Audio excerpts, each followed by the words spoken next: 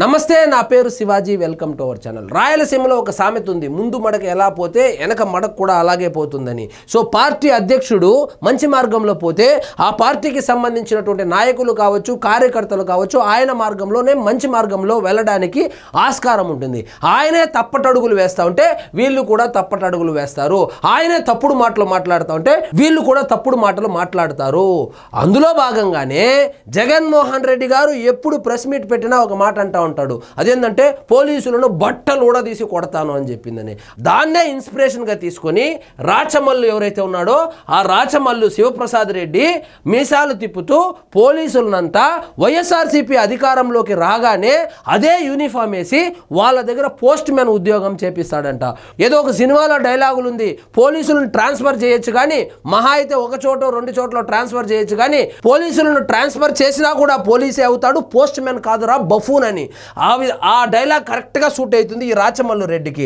ఈయన అంటాడు, చూడండి 4 ఏళ్ల తర్వాత పోలీసులు ఉద్యోగంలో ఉండరు, అవే కాకి దుస్తులతో పోస్ట్ మ్యాన్లుగా ఉంటారంట. ఈ స్కూల్కి వెళ్ళి ఏదైనా చదువుకొని ఉంటే కదా, ఎట్లా పోలీసు ఎట్లా పోస్ట్ మ్యాన్ అవుతాడో అది వేరే డిపార్ట్మెంటు, ఇది వేరే డిపార్ట్మెంటు. వీళ్ళు అధికారంలోకి వస్తే రాజారెడ్డి రాజ్యాంగాన్ని అమలు చేస్తారంట. ఇప్పుడు ఉన్నటువంటి పోలీసులు ఎవరైతే ఉన్నారో వాళ్ళను పోస్ట్ మ్యాన్లుగా మార్చేసి ఆ సైకిల్ ఇచ్చి పోస్టులు డెలివరీ చేయమని చెప్తారంట. చూడండి, వైకాపా మాజీ ఎమ్మెల్యే రాచమల్లు సంచలన వ్యాఖ్యలు. పులివెందుల జడ్పీటీసీ ఉప ఎన్నికల్లో ప్రజాస్వామ్యాన్ని మానభంగం చేసేలా పోలీసులు ప్రవర్తించారు. డిఎస్పీ దగ్గర నుంచి సిఐలు, ఎస్ఐలు 4 సంవత్సరాల తర్వాత వారు పోలీసు ఉద్యోగంలో ఉండరు, అవే కాకి దుస్తులతో పోస్ట్ మ్యాన్ ఉద్యోగాలు చేసుకోవాలని ప్రొద్దుటూరు మాజీ ఎమ్మెల్యే వైకాపా నేత రాచమల్లు శివప్రసాద్ రెడ్డి వ్యాఖ్యానించారు.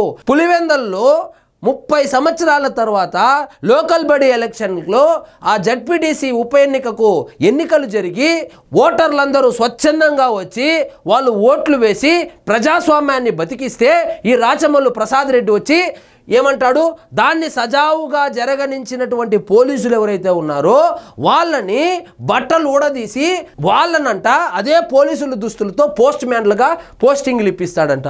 సో పోలీసులంతా గమనిస్తూ ఉన్నారు. సో ఇదే పోలీసులే 2029లో కూడా ఎన్నికలకు నిధులు నిర్వహించబోయేది. కాబట్టి నోరు జాగ్రత్తగా పెట్టుకొని మాట్లాడితే ఆయనకు మంచిది, వాళ్ళ పార్టీకి మంచిది. అయినా జగన్మోహన్ రెడ్డి గారు అనే ఆయన ఇలాంటి వాళ్ళ మీద చర్యలు తీసుకుంటే ఇంకొకరు మాట్లాడకుండా ఉంటారు. కానీ జగన్మోహన్ రెడ్డి గారే మాట్లాడిస్తున్నాడా అనే అర్థం వచ్చేటట్లు వీళ్ళు మాట్లాడినా కూడా ఆయన గమ్మునుంటాడు.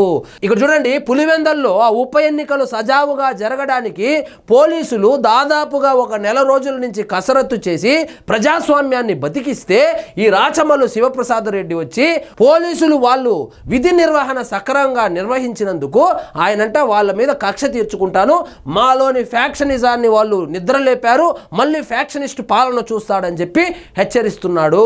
సో ఇది ఒక పోలీసులే కాదు, సాధారణ ప్రజలు కూడా గమనిస్తున్నారు. సో వీళ్ళు చెప్పడం ఏంటంటే, వీళ్ళు అధికారంలోకి వస్తే పోలీసులను బట్టలు ఊడదీసి కొడతాము, లేకపోతే అదే బట్టలు వేపించి పోస్ట్ మ్యాన్లుగా వాళ్ళ దగ్గర సైకిల్ ఇప్పించి పోస్ట్ మ్యాన్ ఉద్యోగం చేపిస్తానని చెప్పి నిస్సిగ్గుగా చెప్పడం ప్రతి ఒక్కరు గమనిస్తున్నారు. పోలీసుల్లో మంచి వాళ్ళను ఏమీ అనడం లేదు, చివరగా చెప్పేది ఒకటే, 4 ఏళ్ల తర్వాత మాకు ఒక రోజు వస్తే రాష్ట్రంలో స్థానిక ఎన్నికల్లో తెలుగుదేశం వ్యక్తి వార్డు సభ్యుడిగా గెలిచినా అంటూ రాచమల్లు మీసం తిప్పాడు. అంటే వీళ్ళు అధికారంలోకి వస్తే తెలుగుదేశం పార్టీకి సంబంధించినటువంటి వాళ్ళు వార్డు మెంబర్ కూడా గెలవనివ్వమని చెప్పి ఇంకా 4 సంవత్సరాల టైం ఉంది, ఇప్పుడే మీసాలు తిప్పుతున్నాడు. రాచమల్లు శివప్రసాద్ రెడ్డి గారు గుర్తుపెట్టుకోవాల్సింది, ఇంకొక సంవత్సరంలో మళ్ళీ లోకల్ బడి ఎలక్షన్స్ వస్తుంది. అప్పుడు తెలుగుదేశం పార్టీ కావచ్చు, కూటమి పార్టీలు కూడా అలా అనుకుంటే నామినేషన్లు ఎలా వేద్దాం అనుకుంటున్నారు ఈ వైఎస్ఆర్సీపీ వాళ్ళు అర్థం కావడం లేదు. కానీ ప్రజాస్వామ్యంలో ఎవరైనా పోటీ చేయవచ్చు అని నిరూపించినటువంటి ఆ ఎన్నికలు ఏదైతే ఉందో ఆ ఎన్నికలను సజావుగా నిర్వహించడానికి పోలీసులు శ్రమపడి ఎంతో చెమటోర్చి వాళ్ళు ఆ ఎన్నికలను నిర్వహిస్తే వాళ్ళ మీద బూతు పురాణంతో రెచ్చిపోయి మీసాలు తిప్పుతా ఉన్నాడు. ఈ మీసాలు తిప్పేదేదో ఎన్నికలకు ముందు తిప్పింటే ఆ ప్రొద్దుటూరులో ఎవరిని నిలబెట్టినా గెలిచేటువంటి వైఎస్ఆర్సీపీ స్థానం అది. అలాంటి సీట్లో కూడా ఓడిపోయినటువంటి ఈయన వచ్చి ఇప్పుడు మీసాలు తిప్పుతా ఉన్నాడు. చూడండి, పులివెందుల జడ్పీటీసీ ఉప ఎన్నికల్లో మంగళవారం పోలింగ్కు చాలా మంది స్థానిక ఓటర్లను అనుమతించలేదని వైకాపా నాయకులు రాష్ట్ర ఎన్నికల కమిషనర్ నీలం సాహ్నికి ఫిర్యాదు చేశారు. మరి ఫిర్యాదు చేశారు, వాళ్ళు చర్యలు తీసుకుంటారు. మళ్ళీ మళ్ళీ మీసం ఎక్కడి నుంచి వచ్చింది, మీసం తిప్పడం ఏంది, ఇదేమైనా సినిమా అనుకున్నాడా లేకపోతే రాజకీయాలు అనుకున్నాడా అర్థం కావడం లేదు. ఈ విధంగా మీసం తిప్పితే ఇంకా 4 సంవత్సరాల అధికారం ఉంది, మళ్ళా లోకల్ బడి ఎలక్షన్లు వస్తుంది, మీ ప్రొద్దుటూరులో కూడా లోకల్ బడి ఎలక్షన్లు వస్తుంది, అప్పుడు తిప్పుదూలే మీసాలు అని సోషల్ మీడియాలో అయితే నెటిజన్లు బగ్గుమంటున్నారు.